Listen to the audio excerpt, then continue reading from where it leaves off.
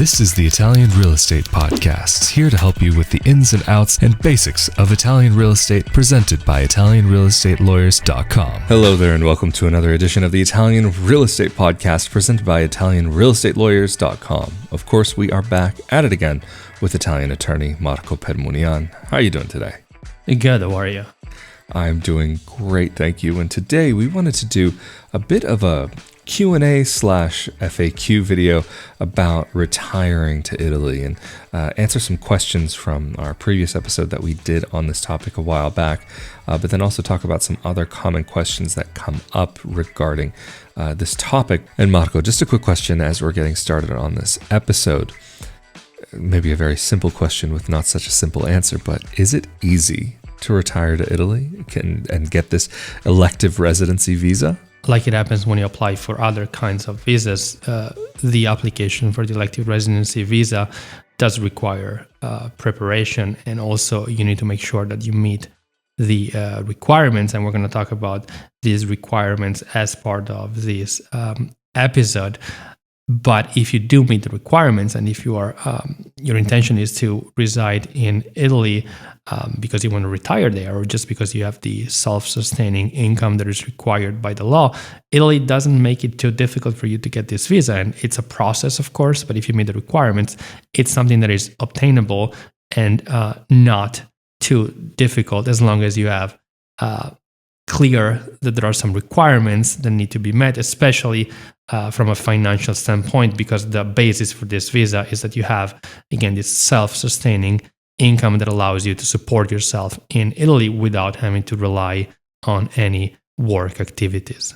Well, that's great. And just to move on to the next question, Marco, I'll let you maybe describe this a little bit more, but I know there have been a lot of questions regarding the financial requirements to be able to call Italy your home on an elective residency visa. And there seems to be a little bit of confusion as to the interpretation of this rule for how you're able to support yourself and the amount that is necessary. And there may be a different interpretation from the law as to what is being practically used by some consulates out there. So rather than my trying to kind of fumble around with that particular topic, I'll let you describe it in better detail. Thank you. So the question is a very good one.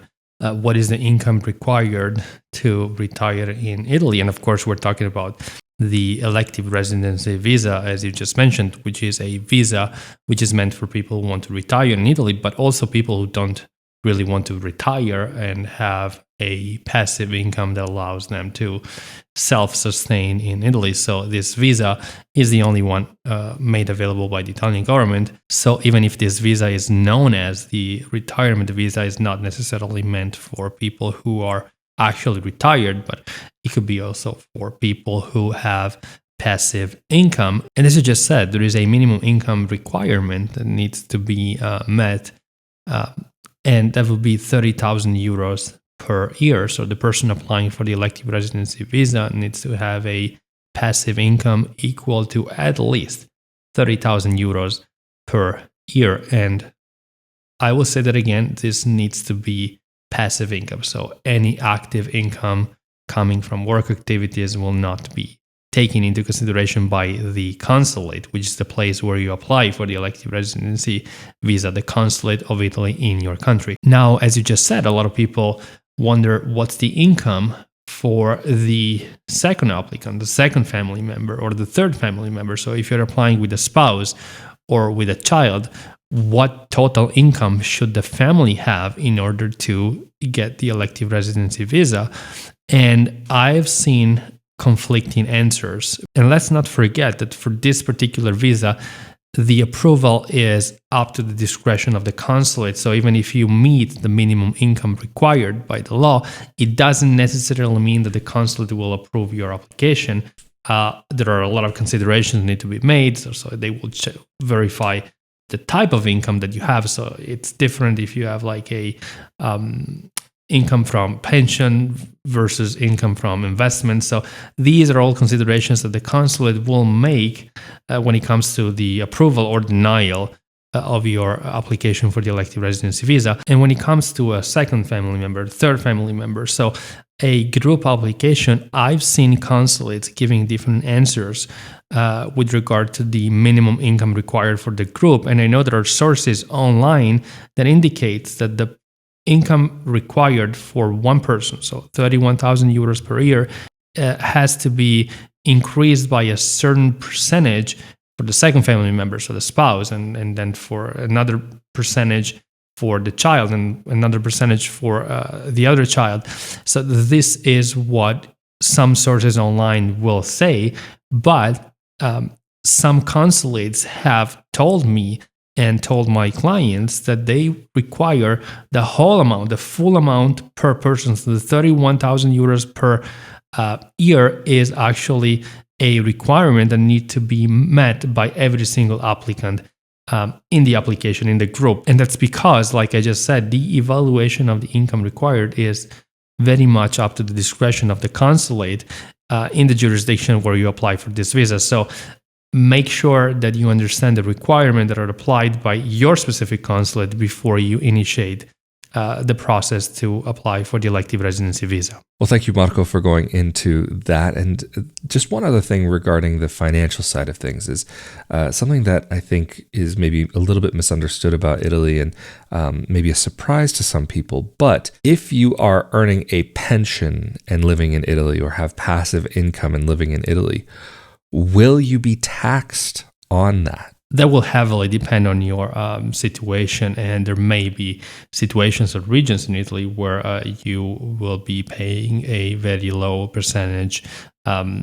We've talked about the 7% flat tax rate in other videos, so there may be situations and regions where the taxes will actually be extremely low, but like I said, it will depend on your situation heavily, and there may be a situation where you're just on the normal tax regime. Thank you for answering that question. But just to jump into a question from Louis J.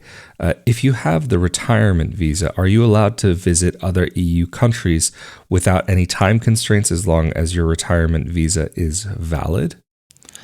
The elective residency visa is a national visa. So you are allowed to establish residency in Italy, and as long as you continue to renew your elective residency permit every year, you can continue residing in Italy, potentially indefinitely, as long as you continue to meet your income requirements and you continue to renew your permit, which means that you can only, though, visit the other European countries for up to 90 days. So the 90 days limit will apply to your trips outside of Italy and within the European Union. Well, that's also really interesting to hear about. And there's another question that's related from Barb G. And she asks, if you are approved for the visa, is there a limit on the number of times that you can return back to your country? In her case, it's the USA.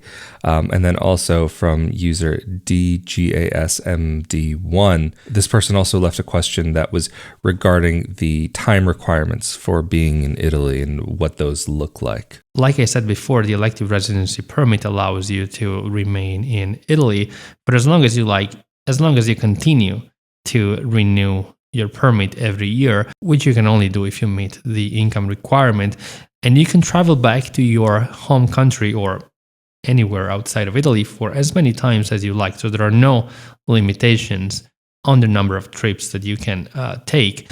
However, bear in mind that when it comes to renewing your residency permit, if you didn't spend enough time in Italy, they might question really if you need the elective residency visa. So if you were granted an elective residency visa and then you only spent just a few weeks in Italy or a very short time because the number of trips and the time that you spent outside in Italy exceeded the number of time that you spent in Italy, they might question that when it comes to renewing the elective residency visa, because the elective residency visa is meant for people who want to make Italy their home.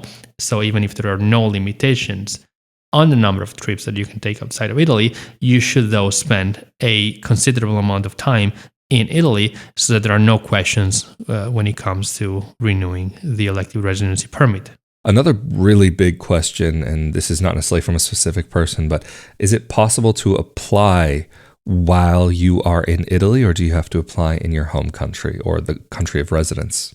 That is a very good question. I've had a number of phone calls where people called me when they were already in Italy and they were under the impression that they could initiate the process from Italy, but any visa application process needs to be started from the country in which you reside before you move to Italy. So if you are a US resident, then you should apply for the elective residency visa through the consulate in the US. So the Italian consulate in the US is the entity that will grant the visa, and only once you have obtained the visa from the consulate, then you can travel to Italy as a visa holder. And so the answer is definitely no. You cannot apply for the visa while you are in Italy. Interesting to hear. And just before we get into another question from a viewer, there's another topic just quickly to get into. And it's a question that I know often comes up. And is there a lot of preparation necessary to be able to get this elective residency visa? While I wouldn't say there is an extremely long process, there is some preparation that needs to be made. So people should prepare in advance for their move to Italy.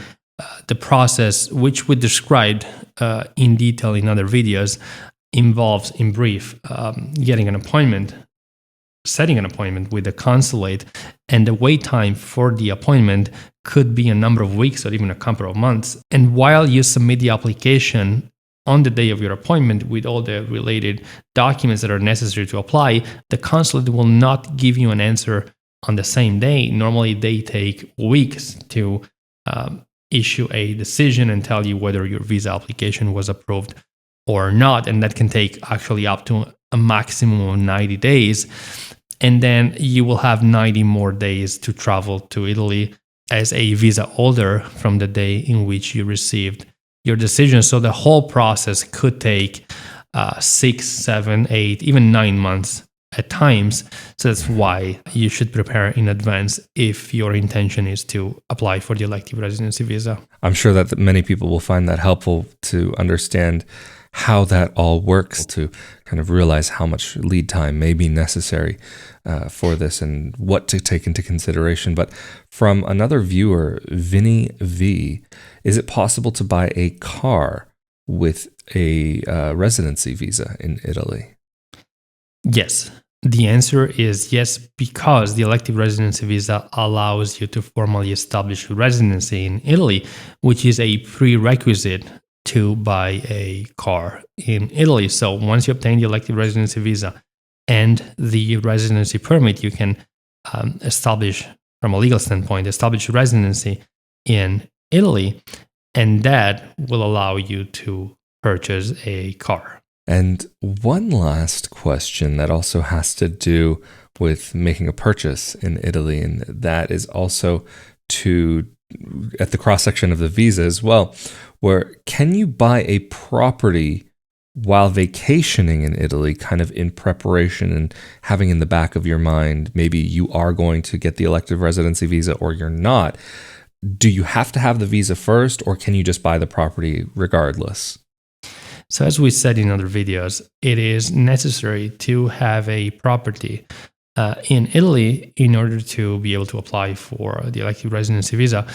You don't have to necessarily purchase a property. You can also rent one, but you will have to have either one at the time in which the application is submitted at the consulate. So if your intention is to purchase a property, if you are a citizen of one of those countries that allows Italian citizens to buy a property in your country, so there is the so-called reciprocity, then you can buy a property in Italy even if you are not a resident, which means that you could go there on vacation, purchase your property, and then go back home and apply for the elective residency visa. Or you could have somebody else, like an attorney, like ItalianRealEstateLawyers.com, based on a power of attorney, purchase your property. So if you're an American citizen, for example, you can purchase your property from abroad or during a short vacation in Italy, and then go back to the US, start the process to apply for the elective residency visa, and then relocate to your property in Italy as a visa holder. Well, that is absolutely fantastic to hear. And thank you, Marco, for answering this question as well as all of the others throughout this episode. But of course, if anybody is needing help from you and your team to purchase a property in Italy or to get the elective residency visa or need help with relocating to Italy otherwise, how can they get in contact with you guys? People can contact us through our website, italianrealestatelawyers.com, or give us a call. The number is on the website. Well, absolutely fantastic. And of course, if you're interested in more information about Italian real estate, buying property, renting, or where to go in Italy, be sure that you are subscribed to this YouTube channel and the audio-only podcast. But of course, if you're subscribed to the YouTube channel, that means you are also automatically subscribed to the Italian Citizenship Podcast, where we share even more information about legally making Italy your home. And also, if you're interested in more information about life abroad, living abroad from the perspective of a dual citizen expat, be sure to come over to my YouTube channel, youtube.com/Rafael Di Furia, or you can search for Not Your Average Globetrotter on YouTube, Google, or your favorite podcasting player of choice. But of course, Mr. Marco Permunian from ItalianRealEstateLawyers.com, thank you so much again for making yourself available for this episode. Of course, I'm Rafael Di Furia. Stay safe and healthy, and we'll see you all next time for the next episode of the Italian Real Estate Podcast. Later. Thank you.